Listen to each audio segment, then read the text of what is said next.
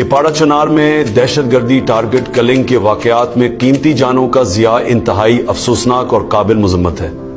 یہ پاکستان کی security agencies جن کا کام شہریوں کو دہشت گردی سے بچانا ہے، انہیں مسلسل 2.5 سال سے سیاسی انتقام لینے پر لگایا گیا ہے۔ پولیس اور فوجی جوان روزانہ شہید ہو رہے ہیں، لیکن سیکیورٹی اداروں کی توجہ تحریک انصاف کو کچلنے پر مرکوز ہے، جس کی وجہ سے امن و امان کی صورتحال روز بروز بگڑتی جا رہی ہے اور دہشت گردی کا مسئلہ دوبارہ سر اٹھا چکا ہے۔ پولیس کے آئی جیز بھی میرٹ کی بجائے سیاسی بنیادوں پر لگائے ہوئے ہیں، جس کی وجہ سے پولیسنگ سسٹم بھی تباہ ہو چکا ہے۔ میرا اسٹیبلشمنٹ اور جعلی حکومت کو پیغام ہے کہ دہشت گردی کا معاملہ صرف عسکری آپریشن سے حل ہونے والا نہیں، یہ ایک حساس مسئلہ ہے جس کے لیے سیاسی حکمت عملی کی اشد ضرورت ہے،